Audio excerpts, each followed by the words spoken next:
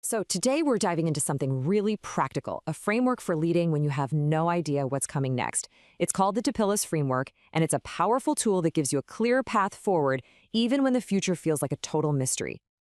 All right, let's just jump right in with the big question, the one that probably keeps a lot of leaders up at night. How on earth can you make a plan when everything is so unpredictable? When you're riding an economic roller coaster, supply chains are a mess, and what customers want seems to change every single day. It can feel impossible, right? But the answer is you absolutely can make a plan.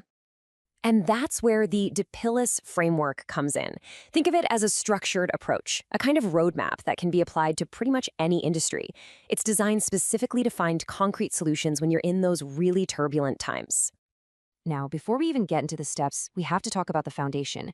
This is the core equation of the whole framework. Honesty plus integrity plus trust plus facts. And look, these aren't just buzzwords on a slide, they are the absolute non-negotiable starting point.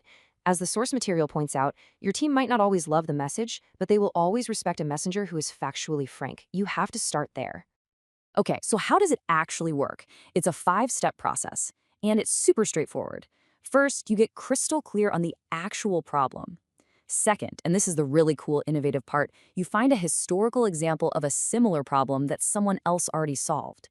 Third, you get input from everybody. Fourth, you narrow down your options to what's actually realistic. And finally, step 5, you put the plan into action and you keep making it better. So let's see how this thing works in a real-world scenario. We're going to apply this framework to a hypothetical crisis, but one that feels very real for modern agriculture.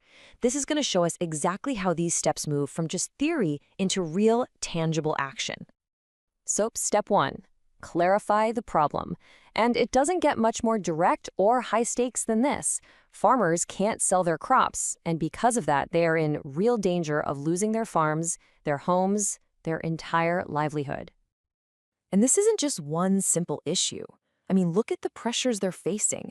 Costs for everything, fertilizer, seeds, fuel, they're all skyrocketing. Their customers are buying less, the weather is all over the place, their debt is crushing them, and nobody from the next generation wants to take over the farm. It is a genuine, perfect storm of challenges. Now for step 2. This is where we look to the past for answers. Instead of trying to reinvent the wheel, the framework tells us to search through history for a time when people faced a similar crisis and actually found a way through it.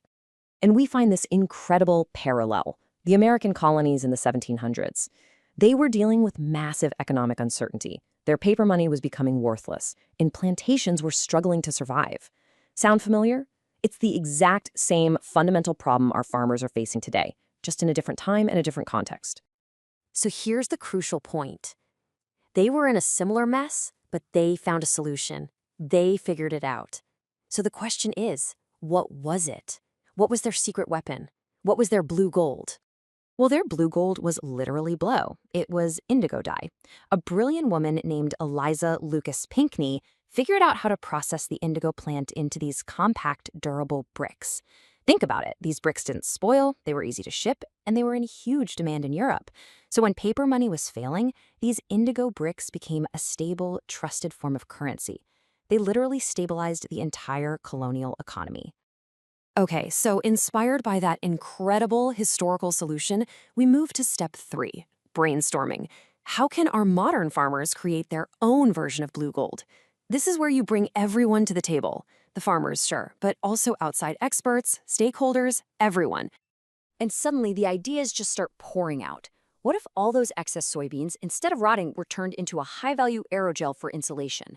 What if we could partner with logistics giants like UPS or FedEx to create farm relief routes to pick up that excess crop? What if farmers could lease a piece of their land to create green AI centers that actually feed energy back into the community?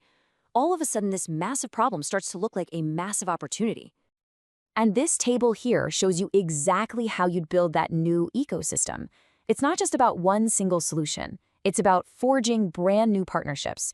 You bring in logistics companies. You bring in open source designers to lower equipment costs.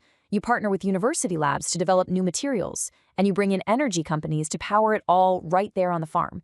You're literally creating an entirely new value chain from scratch. Okay, so we've seen the framework in action. Now let's zoom out. Let's distill all of this down into a 5-point leadership playbook that you can apply to your own challenges, whatever they may be. So here it is, your 5-point playbook. Number 1, united we stand. Unite your team with that honest, fact-based communication we talked about at the beginning. 2, leverage technology and outside experts, just like the farmers partnering with university scientists. 3, remember that logic needs stories. Tell compelling stories, like the history of blue gold, to inspire people. 4, prioritize ruthlessly. When everything feels like an emergency, you have to focus on what truly matters most.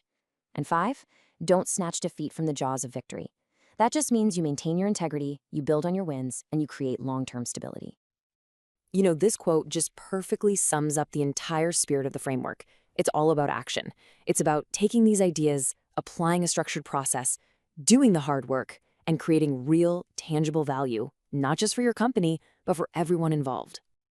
And so I'll leave you with this final thoughts. What problem did your industry solve 50, 100, even 200 years ago that could hold the key to the challenges you're facing today? What blue gold is just sitting there in your past, waiting to be rediscovered?